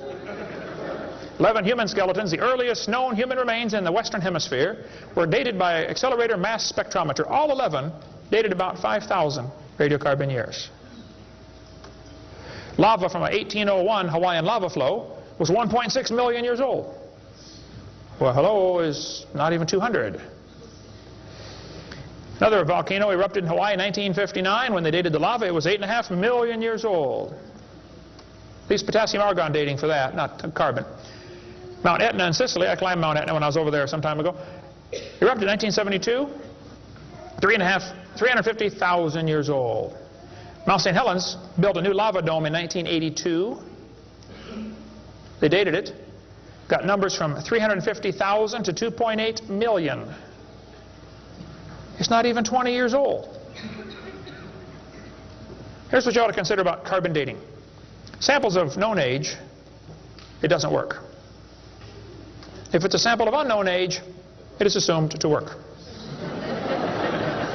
That's stupid. In the last 2 years, an absolute date has been obtained for the Gandong beds above the Trennell beds. It has the very interesting value of 300,000 years, plus or minus 300,000 years. Well, they nailed that one right on the head, didn't they? See, back in 1770, George Buffon said the Earth is 70,000 years old. 1905, the official age of the Earth was 2 billion. When they went to the moon, they said the Earth and the moon are 3.5 billion years old. 3.5 billion, dated with potassium-argon dating. Now they're telling the students it's 4.6 billion years old. Let's see, that means the Earth is getting older at the rate of 21 million years per year. That's 40 years per minute. Aging rapidly, folks. That's stupid, okay? All they do is add more time to make the theory look more reasonable. Long ago and far away. And when you prove it couldn't happen, they say, well, it was longer ago and farther away. Then they're going to tell the students one of the evidences for evolution is embryology. Now, there aren't too many things about this whole theory that make me angrier than this, so I'm going to try to stay calm and cool and collected while we discuss this. Ernst Haeckel, an embryology professor at the University of Jena in Germany, loved evolution theory. When Darwin's book came out, Ernst Haeckel read that book the next year and said, wow, this is a great theory. All we need now is some evidence. 9 years later, they still had no evidence. So Ernst Haeckel decided to help Charlie out. He was an embryology professor, the study of animals before they're born. You know, the different embryos of all these different animals. He made drawings that were fake to make them look alike. The students are taught we have evidence from development. I don't think so. The similarity between early stages in development of many different animals helped convince Darwin that all forms of life shared common ancestors. Actually, Darwin considered this by far the strongest single class of evidence in favor, a class of facts in favor of his theory. This is stupid, folks. I'll show you. This textbook says the human embryo growing in the mother has gills like a fish. Those little folds of skin are not gills, okay? Excuse me. Those little wrinkles under your chin when you're growing up later develop into bones in the ear and glands in the throat. They never have anything to do with breathing. I've seen folks that have 5 or 6 chins and they can't breathe through any of them but the top one. Those are not gill slits. Ernst Haeckel, though, said the turning point in his thinking was when he read Darwin's book, 1860. Haeckel took a drawing of a dog and a human embryo and he changed them to make them look exactly alike. His fake drawings looked almost identical. On top are the real drawings, underneath are Haeckel's fake drawings. He lied, folks, intentionally. He made huge charts of his posters of his drawings of these embryos and traveled all over Germany and just about by himself converted the Germans to believing in evolution. Which later led to the obvious question, well, if evolution is true, then maybe one of the races of people has developed farther than the rest. Which, by the way, is a subtitle to Charlie Darwin's book. You can look at it for yourself. The Origin of Species by Means of Natural Selection, or the Preservation of Favored Races in the Struggle for Life. See, Darwin was a racist. We cover lots more on that on video number 5. That one is politically incorrect. You don't want to watch that one. Trust me. On top are Haeckel's fake drawings. Underneath are actual photographs of what he claimed he was drawing a picture of. Now, either he's a lousy artist or he's a liar. Well, it turns out he's a liar. He was convicted of fraud by his own university. Proven to be a fraud. But guess what? Haeckel's fake drawings are still used in textbooks in your state right now. Here's a textbook used at the University of West Florida, in the middle of the Bible Belt. It's only been proven wrong 125 years ago. I know it takes a while to get textbooks up to date, but that ought to be plenty of time. That's stupid. Those are not gill slits on the embryo. Here's an Irish textbook. I was just there a few months ago. It says the embryo has gill slits. That's baloney. This one says the embryo has gills. Glencoe Biology says they have gills. Proven wrong 125 years ago. This biology textbook says the human embryo has gills. Here's this Tim Barra writing his book on the myth of creationism. And he mentions the gills are evidence for evolution. You're only 115 years behind, Tim. Miller's still teaching it 125 years after it was proven wrong. I debated Miller on the radio on a St. Louis radio station one time. There's a college textbook still teaching the kids the embryo has gills. This one says, it shows the kids a 5 to 6 week embryo, but it says by 7 months, the fetus looks from the outside like a tiny normal baby, but it's not. It's not a baby at 7 months? Excuse me? A whole bunch of kids born at 5.5 months survive, 34%. That's stupid to say it's not a baby at 7 months development. Maybe you heard about the woman that had surgery on her baby before it was born. They cut the mother open, cut the uterus open. The 5-month-old baby, 5 months in development, reached out and grabbed the doctor's finger. It's not a baby, huh? If it's not a human being, what kind of being is it? If it's not alive, why is it growing? Why do they keep that in the textbooks? Well, that's the only way to justify abortion. They want you to think it's not a human yet. Just a fish with gills. No, it's a human the instant it's conceived. And abortion is murder. Plain and simple. We covered lots more on that on my videotape number 4. You don't want to watch that one either. Then they're going to tell the kids, we've got evidence for evolution because dinosaurs turned to birds. This is stupid. This guy says, dinosaurs are alive as birds. Well, kids, in case you don't know, there are a few differences between a dinosaur and a bird.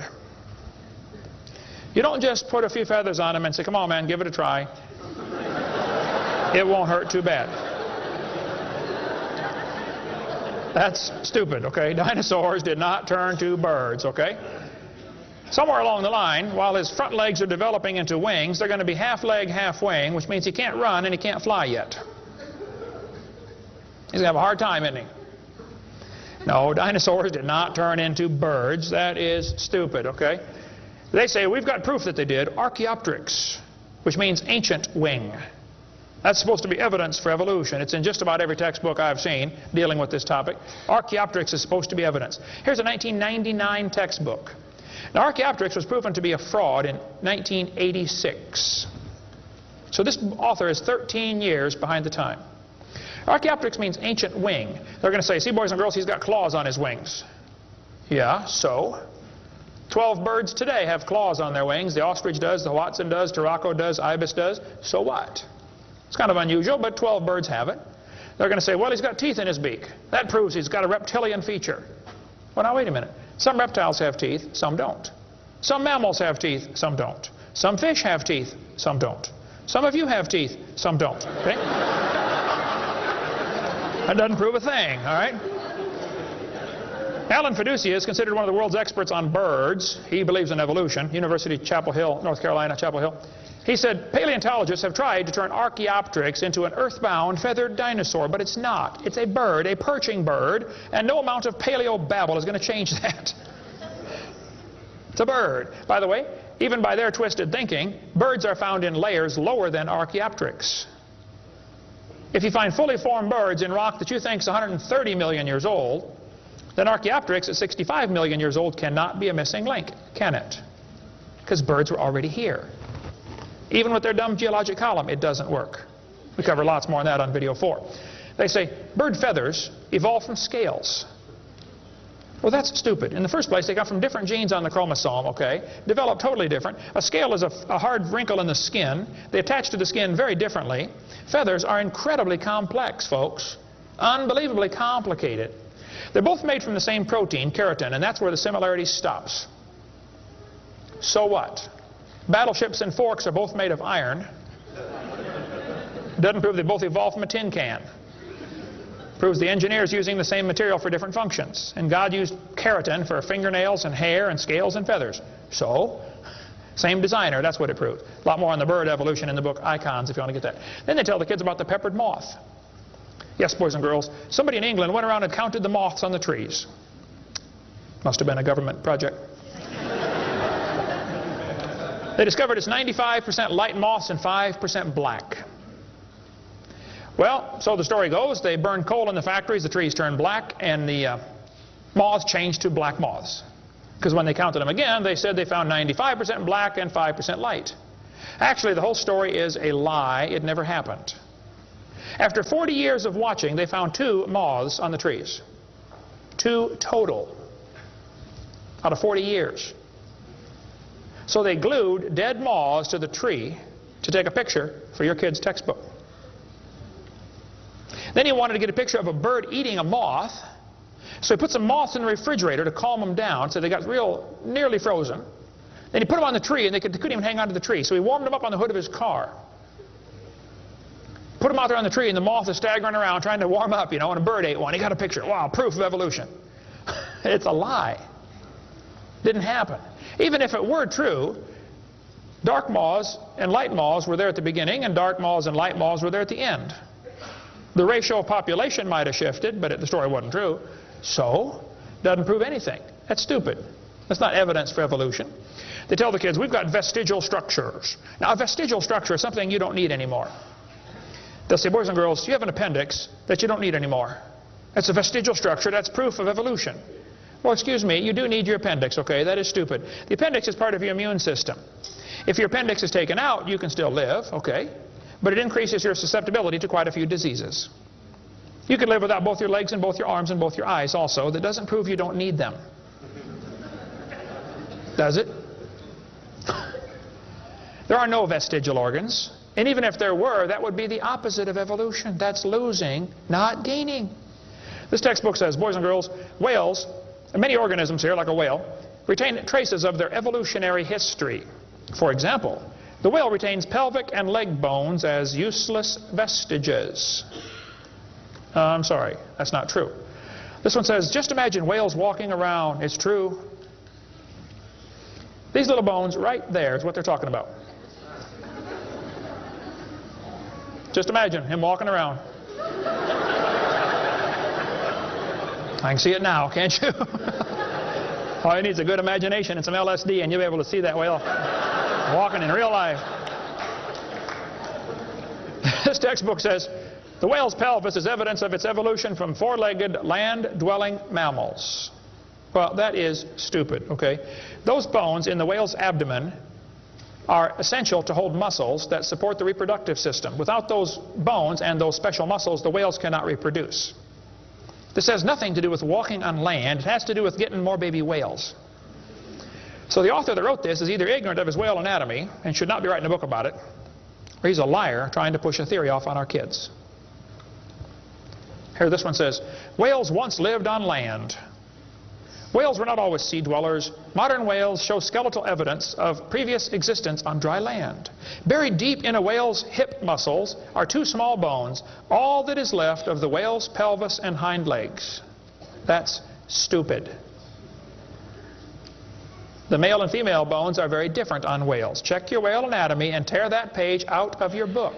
Has no business being in there. This textbook says, humans have a tailbone at the end of the spine that is of no apparent use.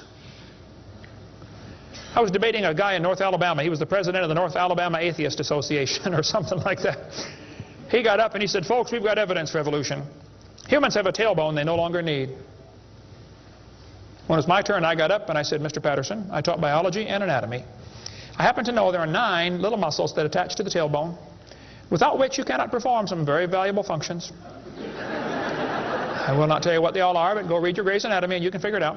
I said, however, Mr. Patterson, if you think the tailbone is vestigial, I, Kent Hovind, will pay right now to have yours removed. Bend over.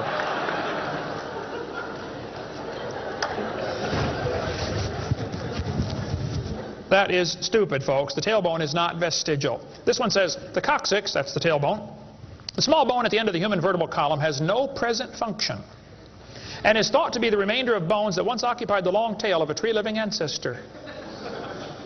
I was taught when I went to school, man used to have a tail, but he lost it because he didn't need it. I thought, didn't need it? Have you ever thought how handy a tail would be?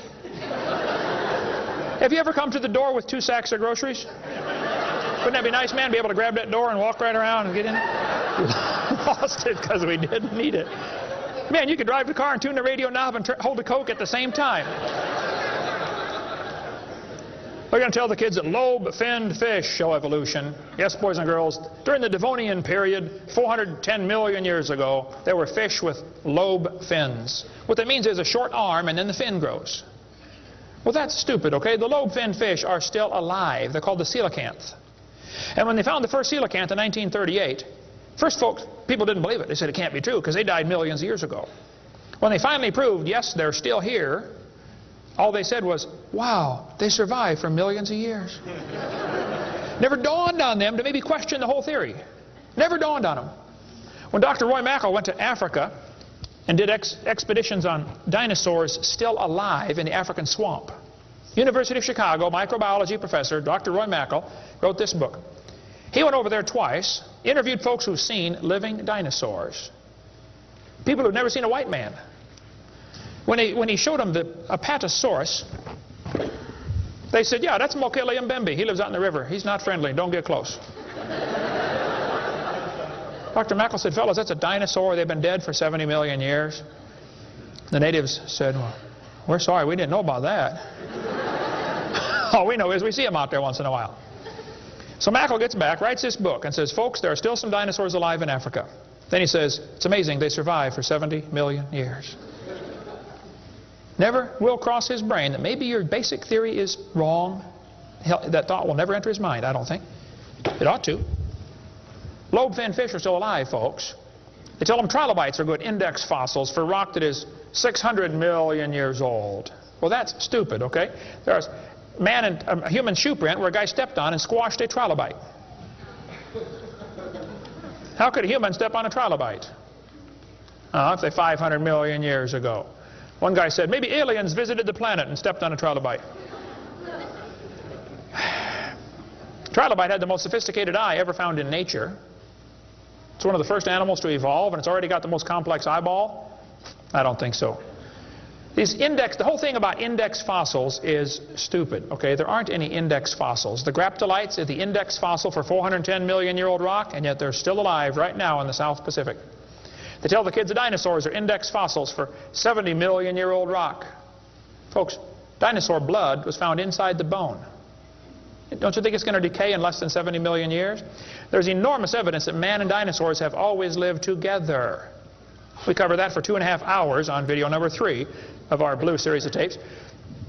Gene Thomas, missionary friend of mine, was in the Congo swamp for 42 years as a missionary. He said, I had 2 pygmies in my church that killed and ate one. Yes, dinosaurs are still alive. California, 1925, this thing washed up on the beach called California's Nessie. Laid there on the beach and rotted away. Here's a guy behind it with a rifle. In the front you can see the critter's head, neck going off to the right. The neck was 20 feet long. One atheist wrote me a letter and said, Hovind, you're so stupid. Don't you know that was a whale? Show me any neck on a whale, would you please? No, I think dinosaurs have always lived with man. They were called dragons for most of history. People killed most of them. There could be a few still around. It wouldn't affect me at all, okay? I don't think there's a lot of them, but there could be a few still out there. They changed the name in 1841 to dinosaur. That's all that happened. And man exterminated most of them. They're mentioned in the Bible. We cover all that in video number 3. They're going to tell the kids, we've got evidence for evolution. It works by natural selection. Well, yeah, natural selection works, but see, evolution is based on 2 faulty assumptions. Number 1, they say mutations make something new. That's never been observed. And natural selection makes it survive. That's never been observed. That sounds good theoretically, but it's never been observed. Mutations happen, there's no question, okay? Thousands and thousands of mutations happen. But even guys like Pierre Gross will say, no matter how numerous they may be, mutations do not produce any kind of evolution. They're only scrambling existing information. They're not adding anything new. Here's a 5-legged bull. That's a mutant. There's no new information added. Doesn't the bull already have the gene code to make a leg? You just built one in the wrong place, that's all. This is not new information. This is scrambled information. That's not new. Here's a short-legged sheep. He's the first one the wolf is going to catch. Go, boys, go. Here comes the wolf. Herman didn't make it. Here's a 2-headed turtle. That's a mutant. Not ninja, but he's mutant. He's going to freeze first winter. Nobody makes a double-neck turtleneck sweater. I've never seen one. I've been looking. See, a mutation is scrambling information that already exists. It's like you can take the letters from the word Christmas and get all sorts of different words, scrambling them up. But you never get Xerox, zebra, or queen. The letters aren't available. And a mutation does not give you new information. It scrambles existing information. This textbook shows the kids a 4-wing fly. Look what it says now, kids. You got to be careful or you'll be tricked on this one. Normal fruit flies have 2 wings. This mutant has 4. This rare mutation, like most mutations, is harmful. Look what it says. Beneficial mutations are the raw material for natural selection. Oh, why didn't they show us one? Why did they show us an example of a bad mutation and tell us that good ones is how it works? Show me a good one. You know why nobody's ever shown a good mutation? Because nobody's ever seen a good mutation. One professor I was debating said, I know a good mutation. He said, people in Africa that get sickle cell anemia cannot get malaria. Wow, that's like saying if you cut off your legs, you can't get athlete's foot. Yeah, you're probably right, but that's not a beneficial mutation. They tell them evolution and natural selection go together. He says, this textbook says natural selection causes evolution. That's stupid, okay? Natural selection doesn't cause any evolution. Natural selection is a conservative process that keeps the species strong. That's all it does. That's all it can do. It has no creative properties. Natural selection, nature can only select what there is to select from. If I said, I'm going to go around the world, I'm going to try to raise a race of people that are over 12 feet tall. So everybody under 12 feet tall, we're going to kill them. Year after year, we kill everybody under 12 feet tall. Well, there's nobody to select from, is there? Natural selection can only select what there is to select from. It's a conservative process. If you worked in a factory that produced cars and your job was to check for defects, you know, kick the tires, slam the doors, etc., drive it around, and you caught every single mistake and you rejected it, how long would it take that process to change the car to an airplane? You say it'll never change it. That's my point. Natural selection is like a quality control. It makes sure the bad ones don't survive, but it's not going to change it to something else. Survival of the fittest does not explain arrival of the fittest. And by the way, survival of the fittest is what is called a tautology. Kids, there's a big word. You can learn this. You can use this one on your brother. A tautology is a sentence that means nothing. You can say, oh, you're speaking in tautologies. I'll show you how it works. You say, Professor, why did it survive? I say, oh, because it's the fittest. You know, survival of the fittest. Oh, how do you know it's the fittest? Because it survived. I see. Is that the way it works? That's exactly the way it works. That's stupid, folks, okay? Actually, it's not survival of the fittest. If a whale goes through a school of fish and eats 80% of them, it's survival of the luckiest. I mean, if a snake crawls into a bird's nest and eats 3 out of 4 eggs, does the snake select the weakest of the birds to eat? There's still an egg, man. He's going to eat them all. Okay? Then they do the thing with the fruit flies for the kids. They'll say, boys and girls, we raised flies in the laboratory, and we nuked them and microwaved them and x-rayed them, and we got these flies to have mutated babies. We got flies with curled wings. They fly around, bzz, bzz, bzz, bzz, couldn't go anywhere. They got flies with no wings. What do you call that? A crawl. You can't fly. They raised all these mutated flies in the laboratory and said, you know what, folks? Every fly we got was worse off than Grandpa Fly. Yeah, so? So they tell the kids, you see, this proves that flies have evolved as far as they can go. No, this proves you're messing up with perfectly good flies, okay? God made them right and you're messing them up. Now leave them alone, all right? This guy says we've got proof for evolution because flies in the north have wings 4% larger than flies in the south. That's proof we all came from a rock. That's stupid, I'm sorry. Then they tell the kids, boys and girls, today you're going to learn to think critically. Watch this sentence here carefully. Some kids doing this for homework tonight. Boys and girls, do you think humans are still evolving? Now what kind of question is that?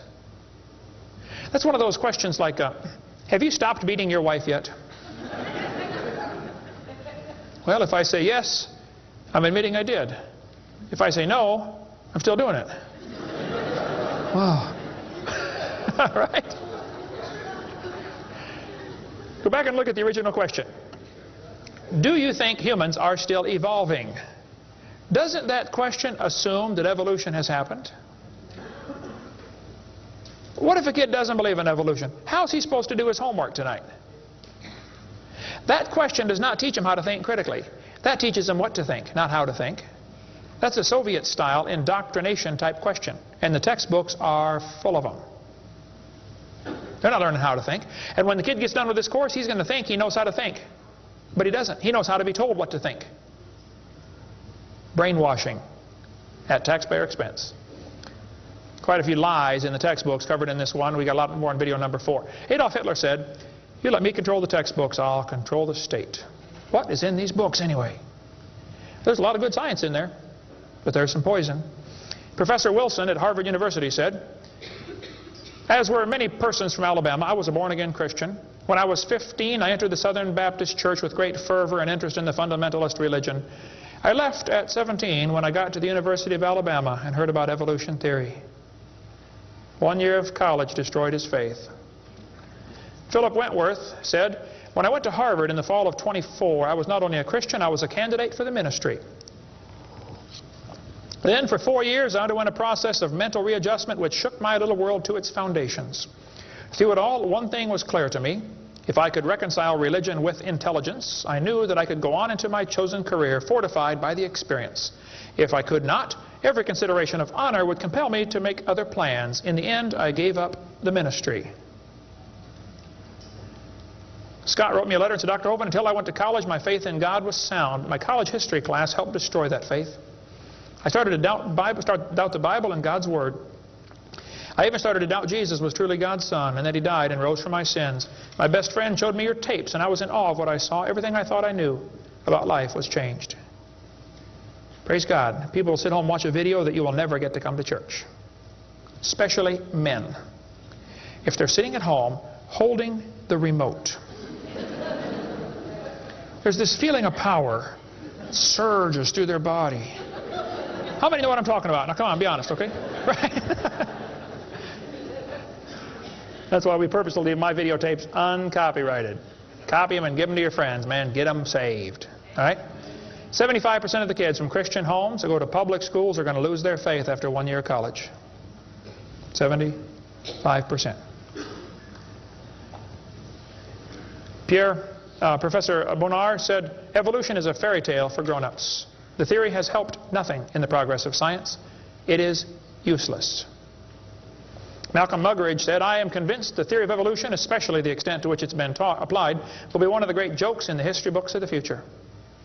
It's a joke. And it would be a joke if it weren't for the tragic results. How many kids are taught this thing every day and believe it, and it destroys their faith? Adolf Hitler was a strong believer in evolution.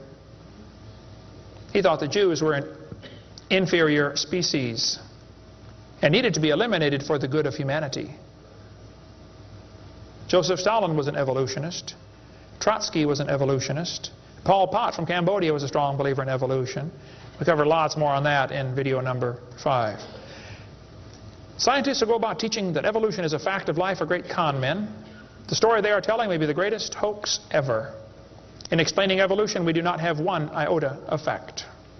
Evolution is a shell game. You ever seen those shell games where they put the pea down there and they put the 3 shells on it and the guy tries to get you confused, you know, he messes them around? Evolution is like a shell game. If you ask the biologist, where's the best evidence for evolution? He'll say, oh, it's in geology.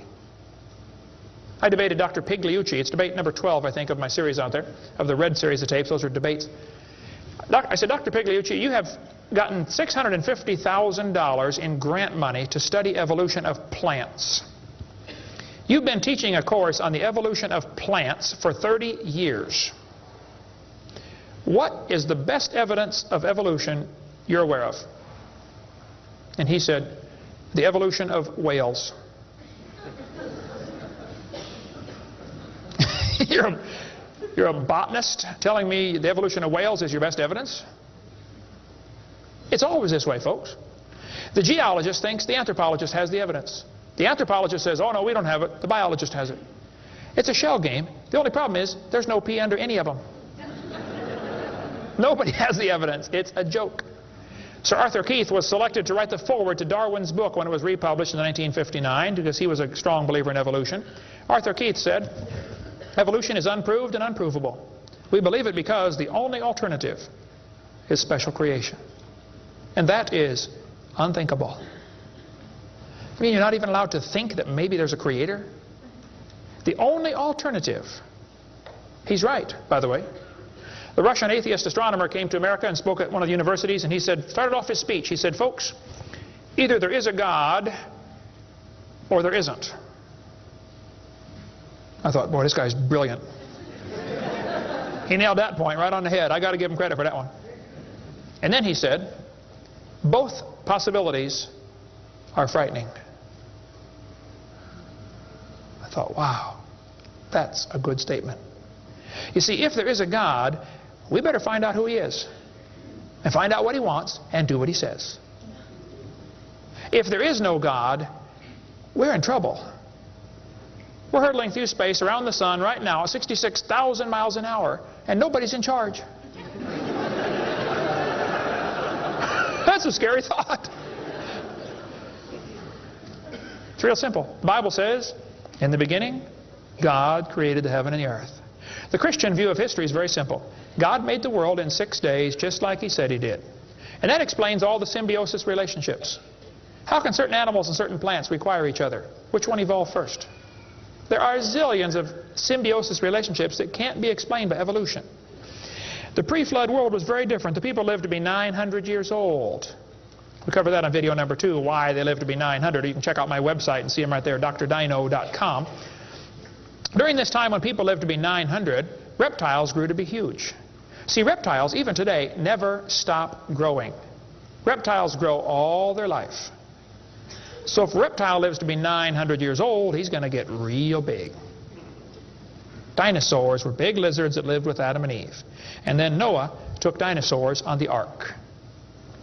People say, dinosaurs on the ark, they're kind of big, aren't they? Well, the big ones were big, but the little ones were little. And Noah was 600 years old when he built that boat. I bet he was smart enough to figure out, you don't have to bring the biggest ones you can find. Bring 2 babies. Just be sure to get a pink one and a blue one. That'll be important later. After the flood was over, people killed most of the dragons, as they were called. That's why there's legends of dragons all through history. Plus the climate killed a lot of them. People don't live to be 900 anymore. We cover all that on video number 2. And there might be a few still around. Christians don't need to worry about dinosaurs. They're part of the normal creation. They're mentioned in the Bible. It's all there, folks. We just got to get a good biblical view of history. God created this world. See, it's real simple. Let's summarize here. God made the world. It didn't evolve. Evolution is stupid. There are hundreds of more reasons we can give. We're going to run out of time, though. But if God made the world, he owns it.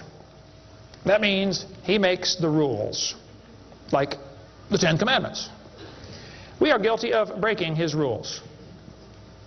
I'll show you. Rule number 9, commandment number 9, thou shalt not bear false witness. That means don't lie. How many of you have ever lied before? Come on, you don't do another one. Put your hand up. Don't give me that pious look. Come on. Number 8, don't steal. How many ever stole something? You already told me you're a liar. Now come on. You don't have to read very far to realize we're guilty, which means we're going to be punished. Or find a substitute. See, I can't substitute for your sins because I got a whole bunch of my own. But Jesus Christ is not only willing, he's able. He wants to take your place. He wants to pay for your sins. It's real simple. February 9th, 1969, my friend said, Kent, you're a sinner. I said, well, you can say that again. He said, you deserve to go to hell. But Jesus died for you. He wants you to save you. He wants to save you. If you'll ask him, he'll save you right now. And I bowed my head and said, Lord, I'm a sinner and I deserve to go to hell, but would you please forgive me and save me? And I've got God's promise I'm going to heaven. Hey, if you died today, where would you go? You ought to think about it because you will be dead for a long time. Doesn't matter how long you live, you're going to be dead longer than that. You know George Washington died 200 years ago, and he's still dead. How much longer does he have to go? He's going to be dead for a long time. All you get in this life is a little bitty dash between two dates. Just a little and it's gone. What are you going to do with your dash? Let me give a suggestion to you. Give the whole thing to Jesus. Say, Lord, you may have it, the whole thing. One time a little boy saw Jesus preach, and he had a little sack lunch, 5 biscuits and 2 fish sticks. He said, here, Jesus, you can have the whole thing. Jesus said, thank you, son. Everybody sit down, please. 5,000 men, plus women, plus children. We can assume probably 20,000 people. Jesus started breaking those fish sticks and bread up and making fish sandwiches and started passing them out to the disciples, and everybody sat down in the grass and they passed them out and passed them out and passed them out and passed them out. When they got all done, everybody was stuffed. You want another fish sandwich? Oh, no, I can't. No, man, I'm stuffed. He said, okay, disciples, gather up all the fragments. They got 12 baskets full of fragments left. That little boy came home from the meeting. Mama said, hey, son, how'd you like your lunch? Oh, Mom, you won't believe it. Was it good? Oh, it's good, Mom. You have any left? Hey, disciples, come on in here, would you please? See, he decided to give it all to Jesus. Now, he ended up getting fed himself. He's one of them 20,000 that got fed, you know. He could have kept it and got fed, or he could give it away and get fed. Worked the same either way. If you could learn to give your life away to Jesus, you will get a wonderful life. Plus, it'll bless lots of others. Some of you ought to quit worrying about knocking that dumb ball into the hole in the dirt and start worrying about who's going to heaven or hell. And you ought to quit worrying about getting a fancier car and a fancier house and start worrying about who's going to heaven or hell. Maybe God gave you that good job so you can give some money to missionaries, not so you can build a bigger, fancier house. You know what we need in this country? We need a Christian Barney. How many kids in this town tomorrow are going to be taught evolution on Discovery Channel, Nature Channel, National Geographic, textbooks, library books? How many? Thousands of them? And they're going to use dinosaurs, aren't they? Little 4-year-old kids get a book. Hey, boys and girls, dinosaurs lived millions of years ago. Isn't that what they say? Why don't one of you get yourself a purple costume? Get all the neighborhood kids together. Hey, boys and girls. We're going to sing now. God loves you, God loves me. He wants you in His family. If you'll ask Him now, He'll come into your heart, and of His family you'll be part. Shouldn't they learn that instead? Folks, somebody's got to reach these young kids. You ought to get some videos or something. My material's not copyrighted. You can use mine any way you want. Hey, what on earth are you doing, for heaven's sake? What are you doing for the Lord? I saw this tombstone the other day at a cemetery. Wayne Strickland, atheist. Hasn't died yet. He said, I'm a busy man, don't have time for this. I'm sorry, Wayne. You're going to have lots of time here coming up soon. Claims to be an atheist. Interesting. The Bible says the fool has said in his heart there is no God. Did you know God doesn't believe in atheists? Think about that one. Where would you go if you died? Now, if you're not sure you're going to heaven, you ought to give your heart to the Lord and get saved. If you are saved, you ought to find something to do for the Lord. If you want to get any of my video materials, they're not copyrighted. You can get a 15-hour seminar on creation, which lots of material on stuff, creation, evolution, dinosaurs. Get some of the debates or the red tapes or the miscellaneous topical series. We want to strengthen your faith in the Word of God. If you're here tonight and you're not saved, or if you're watching this video and you're not saved, give me a call. I'll be glad to help you meet the Lord. Our website is drdino.com. Phone number in Pensacola, Florida, 850-479-DINO. We like dinosaurs around there. If you come through Pensacola, stop and visit Dinosaur Adventureland.